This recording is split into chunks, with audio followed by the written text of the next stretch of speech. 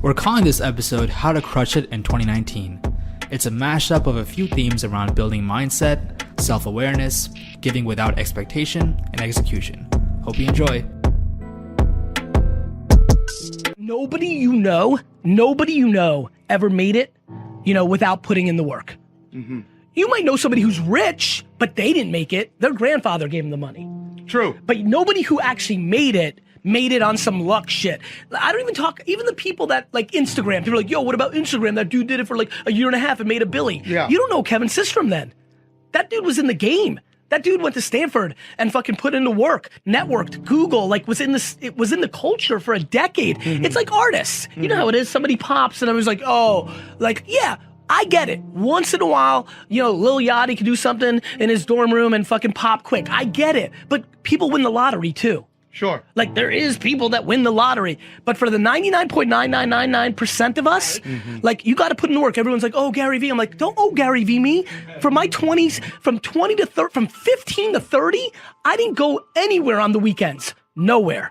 Who did that? Who worked 18 hours a day for fucking 15 years like I did? Who left college on Friday afternoon to take a bullshit Amtrak down and not even the Acela, stopping every which way on the East Coast, right, and then get into Jersey, Woodbridge train station, and then drive to the liquor store, work 2 hours, then go home, sleep for 6, and then work all day Sunday, and then wake up all day Saturday for 13 hours in that liquor store, then wake up Sunday, right, and go back to Boston to go back to school while everybody else was fucking hooking up, fucking having fun, living their college life. Right, so don't owe Gary me. You don't know me. Sure. I fucking worked every minute of my life.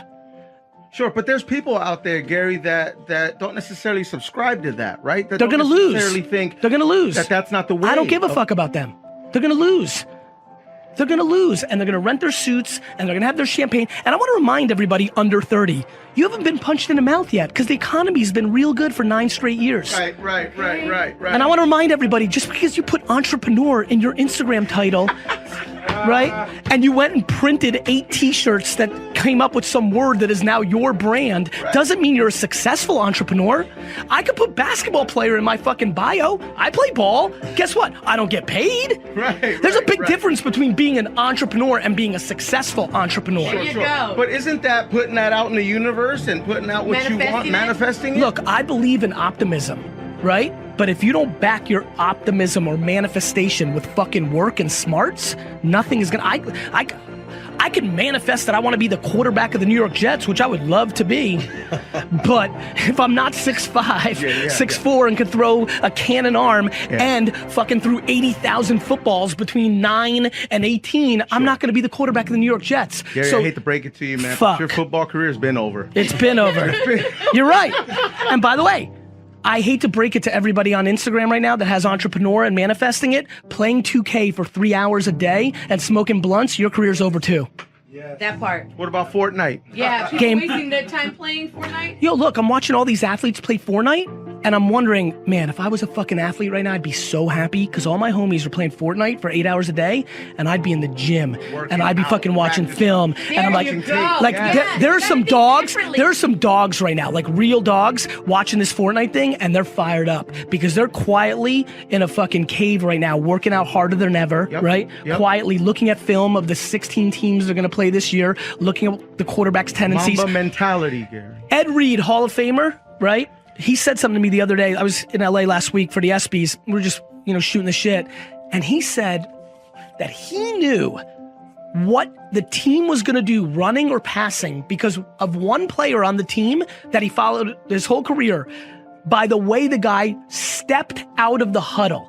That he would watch him, and if the guy put his right foot out to the right and had a hop, he knew they were throwing because he was hyped that he was gonna get a chance to get the ball. Yeah. And if he went left foot inside, he knew it was a run because the receiver was checked out. So he's reading it like a magician does almost. Can you? That's deep right there, guys. though. That's some He's breaking right. it down. And that's when you're obsessed. And You're that's possessed. and that's what I do. Everybody's out here doing whatever. Fine, cool. Last night in LA, I flew in, had a long day, and for an hour and a half in my bed before I go to sleep, I'm just reading comments on people's content.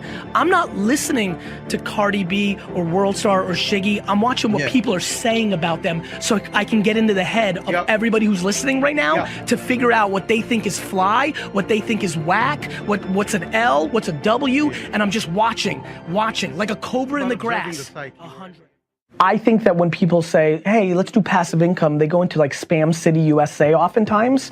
I have passive income when I'm investing in early stage startups that then go sell for 400x and I didn't do anything. I made money. Shit, I made more money on my passive income probably than my hustle income.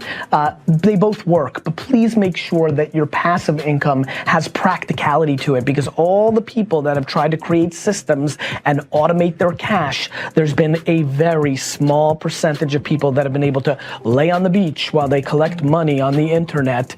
A lot of that stuff is completely ludicrous, and I promise you the ones in the 1% of passive income spent a boatload of hard work and hard time to get to that evergreen place up in the sky. And so, I think that there's an enormous, massive misunderstanding that there are almost zero people that have pulled off substantial success without putting in real time and effort. Now, we all have different ambitions and goals. Do I think that it's easier to create $60,000 a year in passive income on the internet today? I sure do. And if that's what your goal and ambition is, that's more practical than millions. Millions of dollars in passive income on the internet, smoking weed in Jamaica while it just keeps coming in is just not as real as you think, partner. You like that one? Right? Because that's what everybody thinks it is. Like, that's not real. Show me. Because I'll show you a billion people that have won through hard work. Show me. Show me this magical person. Because I'll show you somebody who sells you that dream, but isn't actually doing it. I'll show you. You want me to hire some models for the afternoon and get a boat and go to some sunny place and be like, this is it? I'll show you that. You want me to show you the people on Instagram who go take all the money they own in the world in $100 forms in the bank and throw it on a bed and take a picture and then put it back in their bank? I'll show you that. I'll show you the front of this passive income dream of the internet. Sorry. I thought that started out a little too soft. Is that right? You're happy that you're happy I picked up a little crescendo? I have a question about passive income, and I want to know what kind of trends do you see for a person interested in that? I don't want to be stuck in an office 9 to 5 for the rest of my... Well, passive income comes in two forms. 97% of the form is the douchiest, shittiest thing on earth, and 3% is the tried and true thing that has actually created passive income in the history of mankind. So let's find out which side you're on. How are you thinking about, when you say passive income, do you mean what do you mean? I mean not having to work all day long.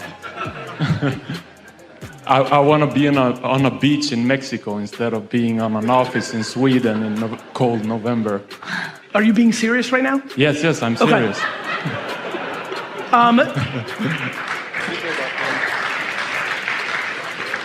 The quickest way to not be on a beach in Mexico is to think that passive income exists. It's a bad mindset. I really believe that. I think the reason so many scumbuckets are making so much money is because you're buying stupid fucking courses over and over, thinking there's some fucking magic formula for passive income. Passive income looks like this. You take money that you can afford to go to zero, and you put them into two places that have historically created passive income. Public markets, that you don't care if it goes up and down and you just wait to the end, or real estate, and you hope that your real estate area doesn't get crushed. Everything else almost doesn't exist. I'm thinking more of real estate because I've been involved in it in Sweden. Love it. And for all the Danish people, it's pretty like the government is very restricting on creating a real estate business. It's a lot of taxes. It's really hard if you don't have the money in the beginning. And so shouldn't you work your face off to get money, not buy dumb shit like a watch and then put it into the real estate? Yes, I should. Okay. Look, you know, and I think you know, and I'm happy I can see your energy. I'm so passionate about this issue. There are people that are ripping people off at the level of hundreds of millions of dollars because they're selling this dream because they made a video with pretty girls in a beach in the background and are making people spend $1,000, $2,000. It's breaking my heart. Passive income doesn't exist, and anything that starts with I don't want to work is already a problem. What you need to do is, I understand I don't want to work in an office or something I'm not passionate about.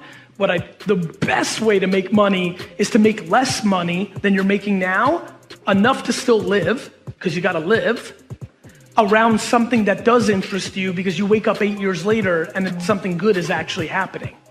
So it's not everybody wants to make it the extreme of, I'm sitting in my job, I hate it, this sucks, all the way to beach in Mexico, but there's a real in between, which is why I wrote Crush It, which is at night, when you're done with your shit job that is paying for the life that you have to live right now, you don't take some of that money and buy dumb shit like 17 beers watching the World Cup. What you do instead is you work on something on the internet that costs you nothing to start, save all those dollars, build something for yourself over 7 years, and then transition from the shit job to your own business. That's passive. Okay, thank you. You can live on 6 hours sleep. So you have 18 hours. You have 18 goddamn hours. I want to know what you're doing with your 18 hours. Because you can work your 9 to 5, and that's 9, and you can travel for an hour here and there. Respect. Nice little solid commute. Oh, you want to be a family man? Mazel tov. You can spend 2 hours with your kids. What are you doing with those other 5 hours? You're watching House of fucking Cards. You're playing Madden. You're relaxing from the other intense 10. Gary, I already spent 11 hours. Well, great. Then don't complain or want more. Respect that by getting rest and this and that, you were giving up opportunity to go into a new world. You want the audacity to have a 1% life. Let's call it what it is. You want to live as well as the 1 to 2% in the world. It's not very complicated. The math is very raw. Like if you want to have one of the best lives in the world, which is you live on your terms, you have to pay your dues to get there. And you have to be lucky enough to figure out that you had talent in the thing that you actually want to do. Because you can work 24 hours a day, and if you stink at golf, or you're not a good content producer, or your logos look like the shit I would make, then you're gonna lose. So that's what you gotta do. She or he has to love the game. For me, a purebred entrepreneur, she or he loves the journey, not the stuff. You know, one of the things I struggle with in the current state of entrepreneurship is a lot of people want the vacations, the watches, you know, even the context of this, you guys have such incredible imagery. I think it's remarkable. Who doesn't want fine things in life? Yeah. But I think that if you're in the game just for the fine things in life, for the bottles and the models and the private planes, I think you're gonna lose. And it definitely is not my definition of an entrepreneur. My definition of an entrepreneur is somebody who can't live without doing their thing and trying to create, literally suffocated. When I was young though, I learned, because I've been an entrepreneur my whole life, you work hard, you get a deal, you reward yourself, buy yourself a watch. What's your thoughts on that philosophy? I think that worked for your DNA, and I respect that. You know, I don't think you get to judge what somebody does with the fruits of their labor. Yeah. For me, I think that that's what's amazing about anything, which is there's many different definitions. For you, you know, go out, work your face off, win, and reward yourself with something is exactly right. For me, the reward is pouring more of the dollars and energy into the company, not buying stuff for myself. It's one and the same. Yeah. It's one and the same. I don't judge, you know, I talk a lot about like, stop posting cash and Lamborghinis and private jets, not because I don't think one deserves it after they work hard, it's that so many of the people on Instagram that are posting that are fronting. 100%. I mean, they're like literally driving to a private plane pad, taking the photo and then driving home. They're full of shit. And so, to me, I think it's amazing if somebody wants to buy an Armani suit or a $5,000 pair of belt or a diamond ring for $100,000. I don't, but that doesn't mean that's right or wrong. What I'm doing with that same 100,000 instead of a ring is I'm hiring 2 more people because I'm trying to buy the jewelry company, not a piece of the jewelry. Stop crying and just keep hustling. Hustle is the most important word ever. And that's what you need to do. You need to work so hard. Guys, we're building businesses here. This isn't about parties. We're building businesses. I used to work in a liquor store from 7 in the morning to 10 at night for 7 straight years, and the only days off I took were to watch the New York Jets. And you know what that did? It made me throw up on myself, so that wasn't a vacation. I don't want to hear about this 2-job thing, right? 9 to 5, I don't have time. If you want this, if you're miserable, or if you don't like it, or you want to do something else and you have a passion somewhere else, work 9 to 5, spend a couple hours with your family. 7 to 2 in the morning is plenty of time to do damage. But that's it. It's not going to happen any other way. You're not going to make stickers and give out swag and everybody's going to give a shit about your site.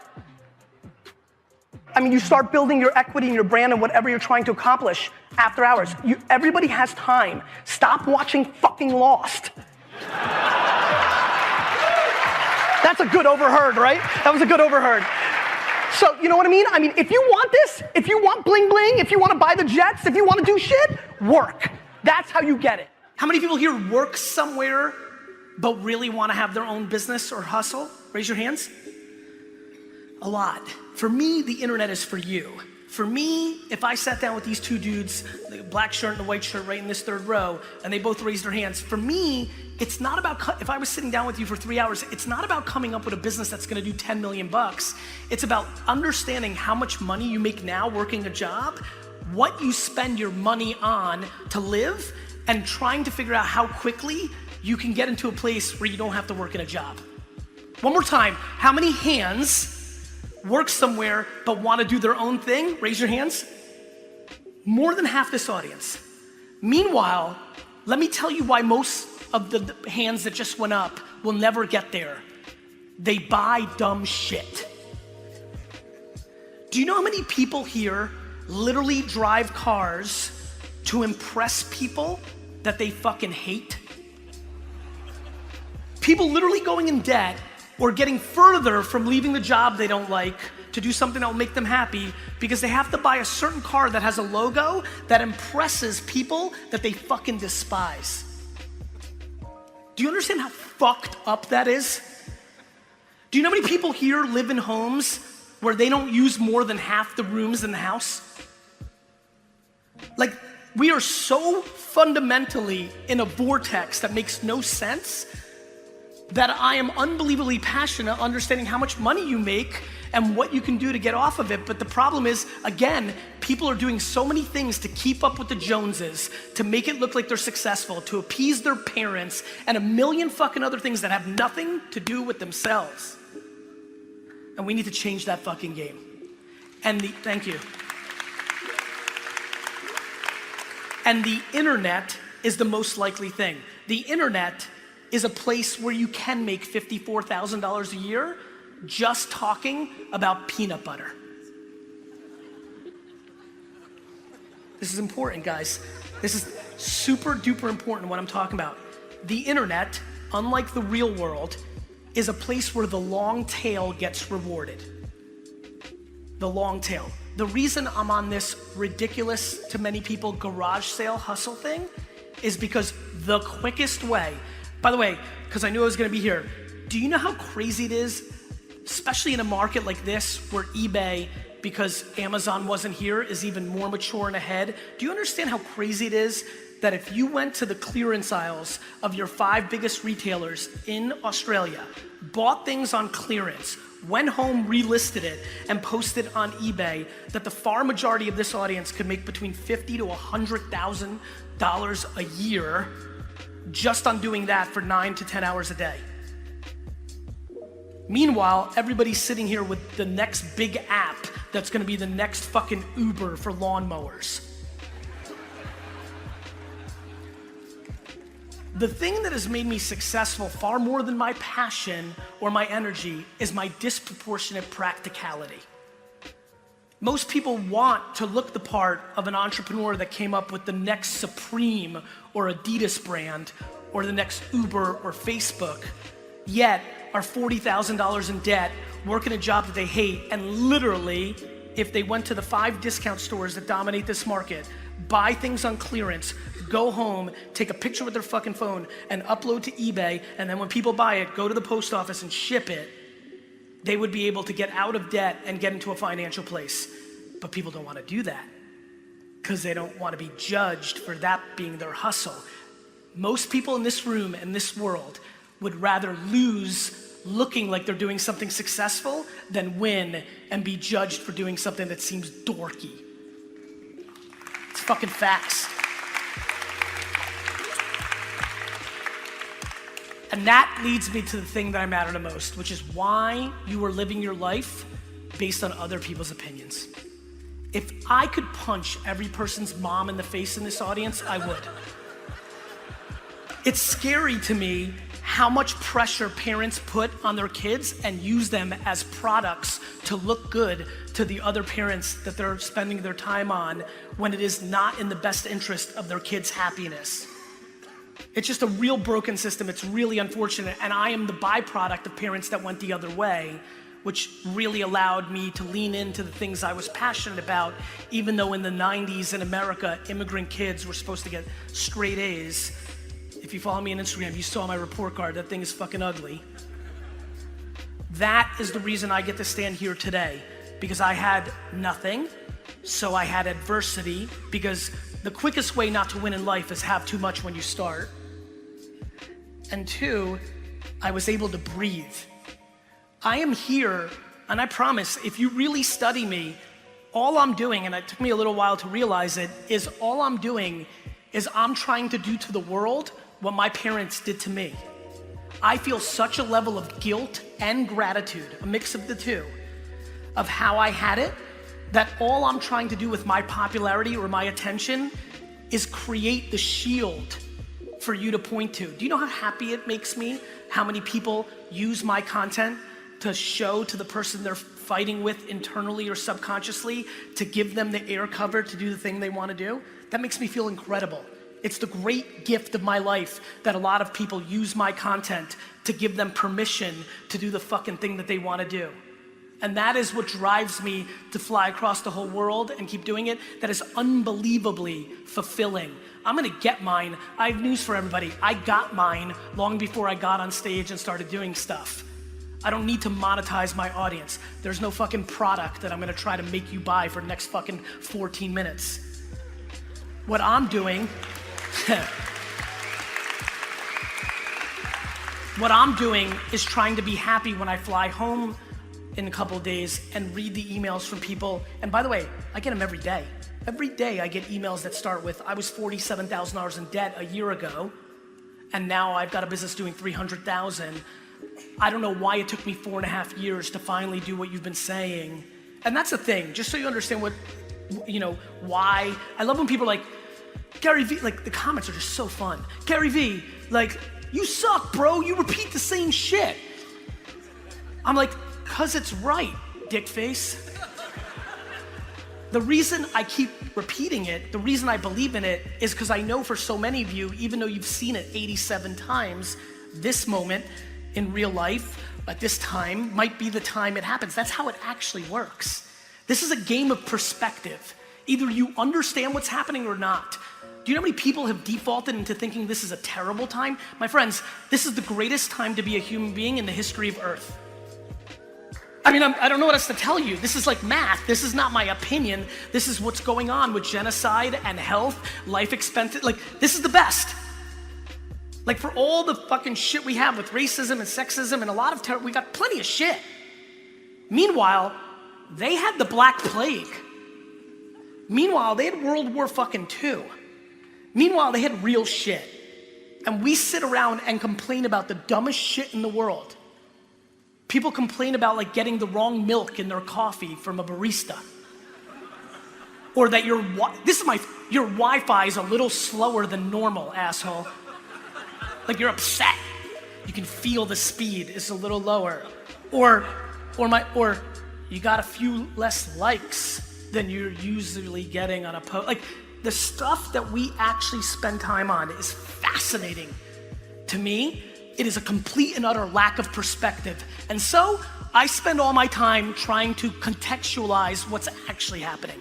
And what's actually happening is the internet is finally mature enough that is at such a scale that literally every person in this room can win, and not at the expense of anybody else in this room, because the long tail is that huge if they're willing to lean into things that most people aren't willing to lean into.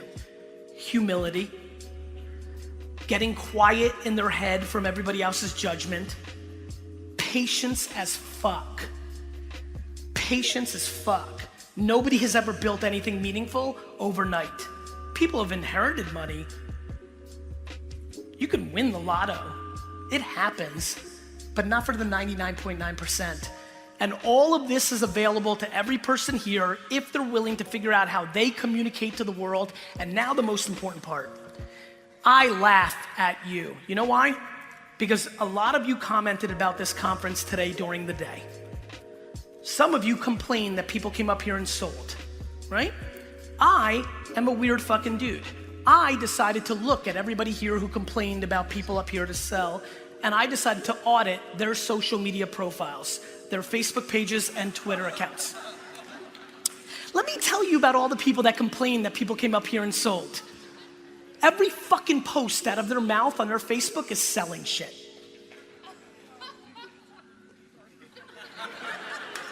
It's fucking funny. It's fucking hypocrisy at scale. People shitting on other people selling, yet every post out of their mouth is buy this. My favorite, one person here complaining has every post is come for my free assessment, which is their sales pitch. And so I highly recommend everybody here starts really becoming religious about empathy. You want to really win in life? Figure out what empathy is and practice it. And I have no idea how to teach it, but fucking get it into your skull. The reason I sell so well is because the only thing I think about is the audience. Not what's in it for me, what's in it for them. That will always work. The reason I have a good organization and culture is because I work for 900 people, not they work for me. The biggest mistake that many of you will make within an organization is when you go from doing to being a manager, you think you've made it and now people work for you. That's the beginning of you working for them. And so we are really in desperate need of perspective. And so what you may want to do is not actually strategize your Instagram post based on how many followers or likes you're gonna get, but maybe actually weirdly, maybe just one time, it would be a good idea to think what the few people that decided to follow you actually get out of you putting that picture up. Maybe that will work. You wanna build a fucking audience? It's not gonna be bullshit engagement groups or fake followers or all the other horseshit hacks that everybody wants to fucking figure out to have the perception of having 4,000 or 10,000 or 100,000 fans. It's actually putting in the work to create a meaningful community based on you actually bringing them value. How about that for a fucking strategy?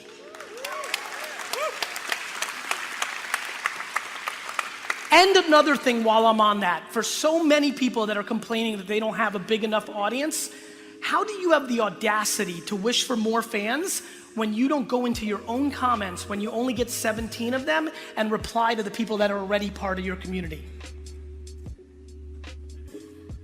From 2007 to 2011, when nobody knew who the fuck I was, and Twitter was the platform of the day, I spent every day replying to every single tweet that made a mention of me, and used to go to sleep at 3 and 4 o'clock in the morning until I completely got to everybody, and that's how I built my foundation. People want the glitz and the glamour and the caviar, but they're not willing to eat the shit. Period. If you don't understand how this actually plays out, there is no fucking shortcut. There's no hack, there's no tip, there's just the work. My favorite are the fitness influencers on Instagram. They figured it out in fitness. That, they eat well, they work out every day, they're so disciplined, yet for their business or their social media following, they're looking for the fucking shortcut. The shit they make fun of that people do in health, they're doing in social and in business. It's cliche. I see it every day. My friends, please understand what I'm about to tell you. Social media's golden era will go away. Just like search engines' golden era went away and email's golden era went away. Everything we're talking about right now is in the prime of its career. The prime, like an athlete or a supermodel, at the apex. Over the next decade or two, it will lose its throne. Most likely, in my opinion, to voice devices like Alexa and Google, which are gonna steal our attention because of the level of convenience it brings to our lives. But visual is always gonna play, and it will always have a place, just like email, not as good as it was in 1997, but still an outrageously effective way to sell and market even to this day. It's not like it's gonna die, it's just not gonna be as fucking awesome as it is right now. You're sitting here, if you're at this conference, you're paying attention to what I'm saying. Now my question is, are you really gonna allow me to make fun of you in 7 years for not doing anything about it? Yeah, it's funny. I had one funny question here. I was debating whether to ask, and I'm gonna fucking ask it. Kind of ask it. I'm gonna put my 2 cents. But yeah. The question is, what was your payout from your dad's wine business to build this business? And my answer in my mind is like, dude, it's the work ethic, it's the grind, it's the integrity. Financially, it was zero. Financially, it was zero when VaynerMedia was started by me selling a client from Gillette an $80,000 program, and that was the money that was started. The payout was dick. I had 0% of the business. I didn't get a loan, nothing. I built that business for my family because my family brought me to America and raised me perfect. And so, nothing. The payout was $0. That's why when people talk shit, I laugh. I competed against people that raised $1 million. Like people like, you were given a liquor store. I sure wasn't.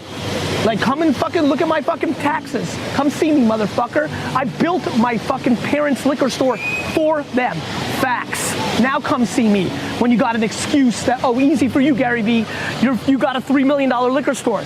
Dick face, go read the fucking articles. I started in a company that was doing $3 million, making $300,000 in profit. I worked my dick off from 22 to 34, 15 hours a day to build a business for my parents that I left at 34 with nothing. Now tell me who had it worse. Dick. There you go. Yeah, there I go. And that's my thing, right? For years, I never clarified that. The reason I'm not mad at people for saying it is I didn't talk about it because, it was a family business. I didn't know, I didn't want to put my family's business out there. But now I talk about it with fire because I'm just tired of your excuses. And fuck me, who gives a fuck what I accomplished? Don't look at me. Look at somebody who's fucking born in the deep jungles of whatever and comes to America and fucking eats you. My parents did it better than me. Fuck me, my parents came here with nothing. Lived in a studio at 23 years old with $100. Fucking, forget me. There's 50 million people that came from dick shit and fucking made it. So what the fuck's your excuse? Entitlement, you're fucking entitled. If you ever bought a $5 Starbucks coffee, you're fucking soft. If you ever in your life bought a $5 fucking coffee from Starbucks, you are fucking soft. Globally, in the 7.7 billion people, you're fucking fancy, you're soft. A $5 fucking cup of coffee? Fuck you. So I don't want to hear it from the people in my comments or people behind my back. You live in fucking, you live in 99% of my comments are from people in first world countries. Fuck you. What? Your best friend's parents bought him a BMW and not you? You fucking soft piece of shit. I can't deal with it. It's fucking ridiculous. Right. People are, oh, you're mad at your homie because their parents, his parents, her parents paid for their Coachella trip, but you had to work to pay for yours? You went to Coachella. Would love to get your perspective. At this point, I'm just gonna end podcast with 2 cents me. Can you just 2 cents me on Twitter? Can you 2 cents me on Twitter, people? Oh, and leave a review if you haven't for the podcast. 5 stars is preferable. See ya.